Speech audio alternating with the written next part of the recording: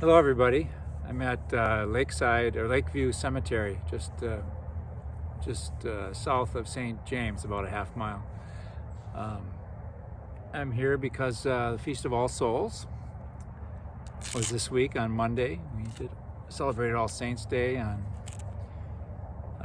Sunday, and all of November we pray for the dead. We think about the last things a little bit, and this week, of course, we had a big event in our country. There's a couple flags in the background. That's appropriate, as we went out and voted.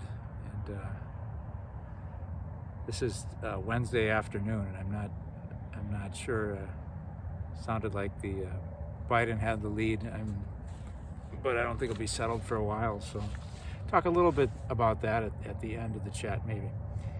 But so All Souls, I was at the farmer's market. I think I was the last customer of the year at the farmer's market this year. I went on Halloween day, and it was the last day the farmer's market was going on downtown. I got a bunch of these. I got bargains were, buy 5 for the price of 1 because they had to move their things. So I got like 5 bundles of these. You know what these are? Kohlrabi, right? A lot of you know that, but maybe I just kind of found out what that was. And I remember my brother, Glenn, he always would talk about Grandma Radke and in her garden. And I called him today. I said, "Didn't you have some story about kohlrabi?" And it's not a a great story with a great moral to it, but it's funny what sticks in our head. So I never met Grandma Radke. In fact, I only knew one of my grandparents. That's something. All my other 3 grandparents had died by the time I was born. But I've heard so much about Grandma Radke because I think it's probably my mother's favorite person in the world. She was just kind, very simple, generous with what she had, which wasn't too much in the way of material things. But she had an enormous garden, and every summer, she would it was like a cornucopia of things. And Glenn said, anyway, when he was about 5, he was playing with my sister Anna at Grandma Radke's house in this big garden, and it was sweat going through your Hanes t-shirt and all the little details that he remembers. It was fun to hear him say it. And he said he just kind of looked up at Grandma Radke, and she was peeling these things. He says, "What's that?" And he said she pronounced it kohlrabi. And I said, "It's kohlrabi. Want some?" And she'd take her knife that was just like an extension of her hand and gave him a little 2-inch by 1-inch chunk of kohlrabi, and he said, "I loved it, And so when I had this kohlrabi today, I thought of her. I never met her, but the communion of the saints, we pray for the dead. She's someone who affected my life, even though I never met her, because of her kindness. My mother was kind, and we do affect each other's lives. So I think of that in this Feast of All Souls. She's buried in the cemetery in Wausau, off Grand Avenue, that big cemetery with all the deep red granite stones from the quarry that they have east of town. Wausau granite, they call it. So as we sit here, I just think, it's a good place to come on a All Souls Day or any time in November. With our seasons the way they go, the trees with the leaves off them, it just kind of reminds us kind of the end of things, the changing things, and nothing lasts forever, including our lives, right? There's a beautiful line in the funeral mass, the preface to the Eucharistic prayer. It says, "Lord, for your faithful people, at death life is changed, not ended." And I like to remind myself and remind people when I'm going through a funeral with someone that's true of our relationship with the person then too, that our relationship changes with people who've died, but it hasn't ended. And so we stay in a vital communion, in a beautiful relationship with those who've died. We had a great soul pass from this life to the next on All Souls Day this year, Katsi Jones. I'm sorry if it's the first time you're hearing it, and that's sad, because she's a very big part of our parish, real active in the women's group, real active in one of our choirs, and just a good soul. She's one who had 7 children. The dad of the children was on the road a lot, and so she basically raised them, 7 kids at once. So really good soul. Some of you might know Father John Parr. He lived in Eau Claire a long time. He served at the Regis High School and lived at the Newman Parish for a while. Anyway, he knew Katsi and some of her children, and I told him that she had died. And he wrote such a beautiful note. I don't have it all here, but I remember one thing he said. He said that through her acts of love in the world, she made God's love believable. Is that a great line? Through her acts of love in the world, she made God's love believable. I don't know if I need to comment on it anymore. It's so beautiful. What more would you want anyone to say of you? Makes you want to be a loving, kind presence so you can help others, not just feel loved, but be more able to imagine God's love. So anyway, thanks Katsi for your witness. Thanks Grandma Ratke, who I never met. I sat down here and I'm not going to move the camera, but I just placed this down, and there's the tombstone says Radke. Isn't that something? To be full disclosure, it's missing the T. There's a T in Radke with my family, and this is just Radke, but pretty coincidental, I think. So again, just a little encouragement. There's a Latin phrase called Momento Mori. A lot of the saints had that as a motto. St. Francis, who we think of as, with the poor, selling everything he had and being so friendly to animals and nature. He also, a lot of pictures are of him with a human skull, just contemplating it every day. And a lot of the saints advise us to remember every day that we'll die. Momento Mori means you will die. Remember that you will die. You must die. Kind of puts things into context a little bit, how we live. If we know that we're not here forever, how do we want to live? What do we want to leave behind? Thoughts of November. So this weekend we have an All Souls Mass coming up. It's not the Feast of All Souls, but I call it All Souls Mass because we remember those from the parish who've died in the past year. And usually we call people up and they light a candle. Because of COVID and all this year, we will read the names, and at the first Mass, at the 4:30 Mass, we will light a candle each time. The other Masses, the candles will be lit and we'll still read the names. If you would like the name of someone from your life, not from St. James, who died in the last year, spoken at our liturgies, call the office and let us know, okay?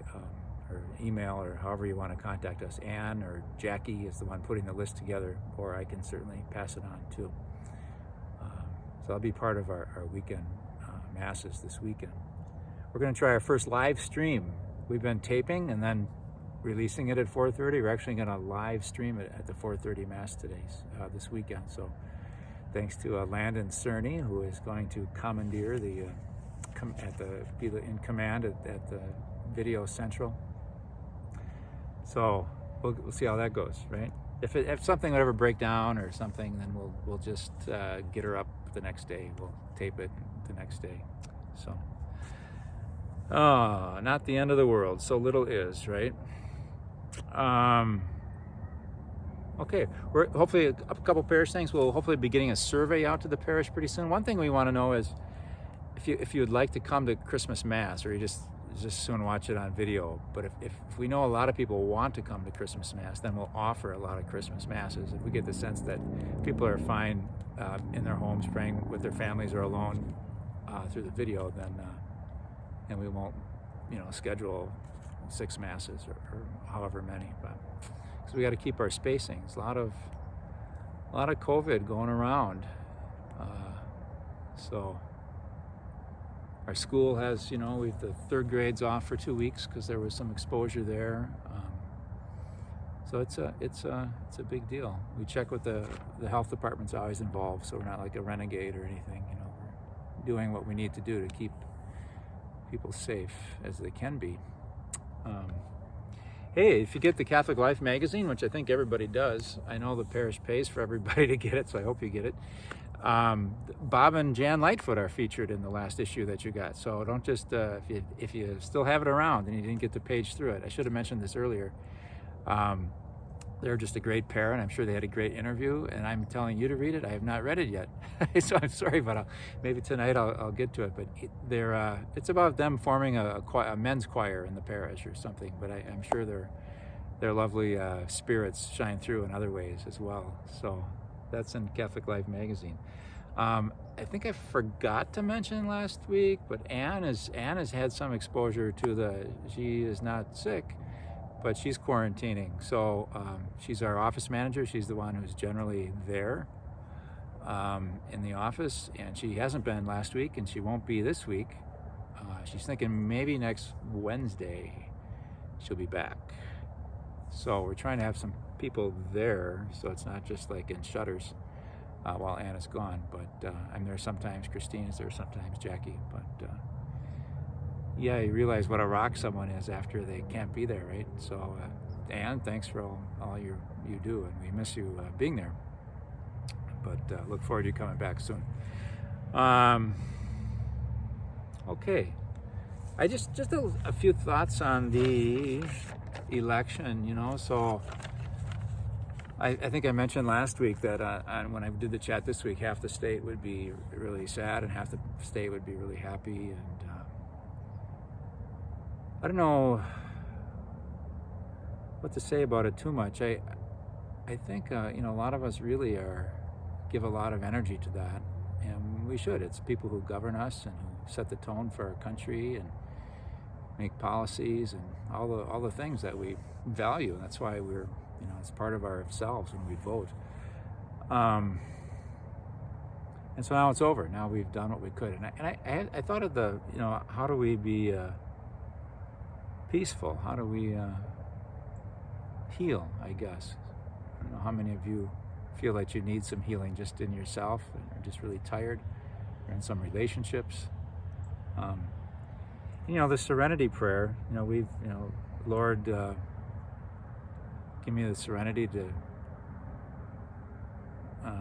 change what I can change, and to accept what I can't change, and give me the wisdom to know the difference, right?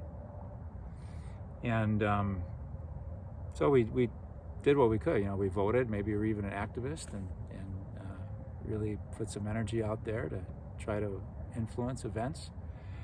And that's good. And now we're at a point where we can't do anything more. And so it's at the accept the things we can't change sort of moment, I think.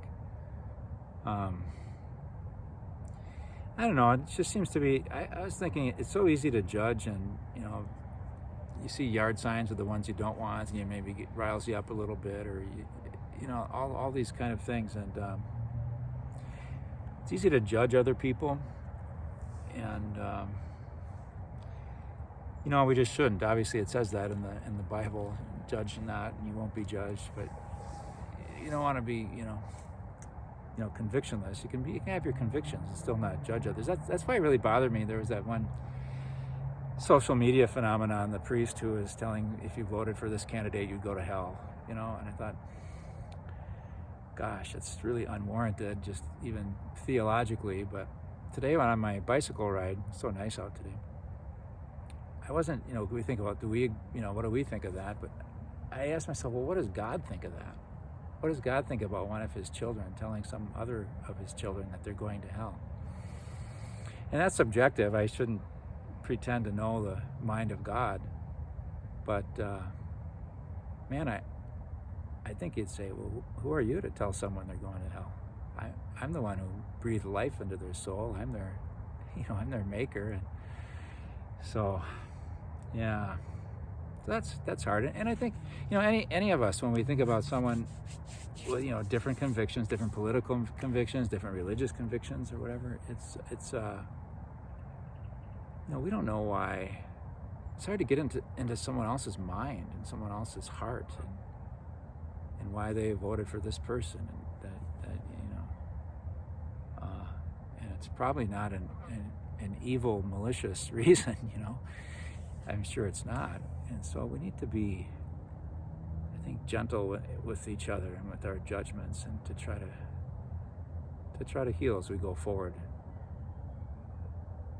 You know, so to look within us. What makes me want to be hostile toward others? You know, and I know I'm not talking to everybody. I'm talking to myself, I think, as much as anyone. And how can I be at peace? And I was talking to a friend, and I said, what would be a good quote? And so instead of closing with a song tonight, I thought I'd close with, they said, do Lincoln's second inaugural address. I said, oh, yeah, that's great. So here it is. So this was a contentious time, right? And the Civil War was going on, and there was a big election. Lincoln, McClellan, and, you know, fierce opposition. You know, should we stay at war? Should we make a peace? Should we fight this to the end? Do we compromise with slavery? You know, all those big issues were just huge. And well, we know what won the day, right? So here's what he said. You know, when he won, he didn't like you know, wave his party flag in the face of the opposition. He gave a very short speech. I think it was 3 or 4 paragraphs, and this is the last paragraph. Abraham Lincoln, who, by the way, did not profess to be a Christian. I was just reading about that today. You know, he saw the wisdom of the scriptures and all those things. But you listen to this, you know that he had the Christian heart. So he said, to close his second inaugural address in March of 1865, so not long before he died,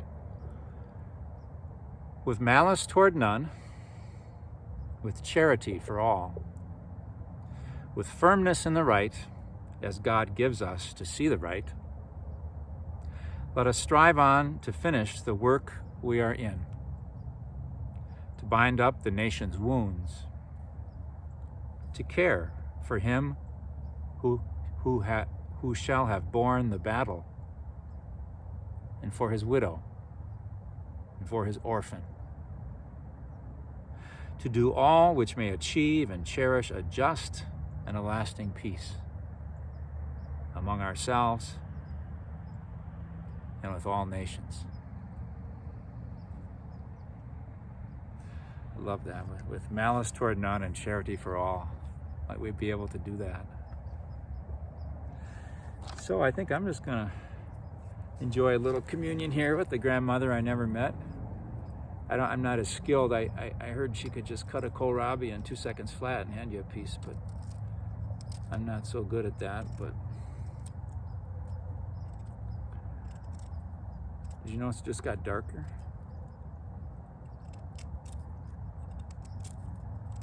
Yeah. I think if I peel the whole thing, I'll be here another 20 minutes. So I'm gonna...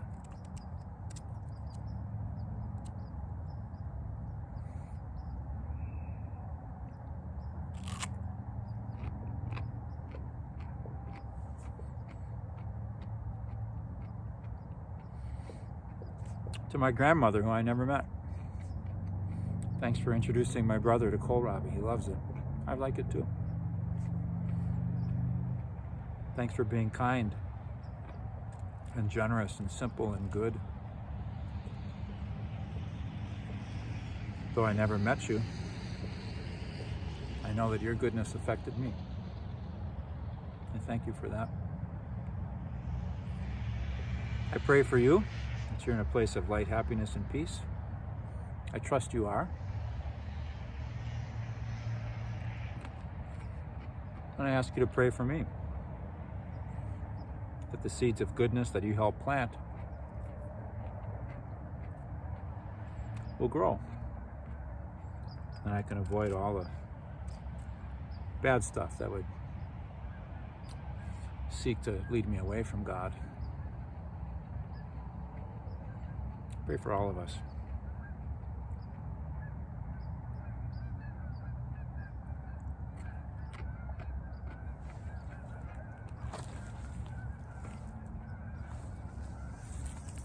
And for all these souls and the souls of all the world.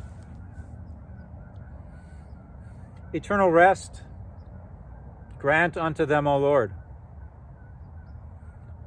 and let perpetual light shine upon them.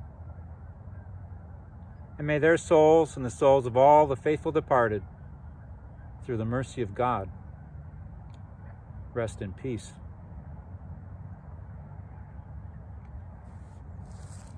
Amen. God bless you.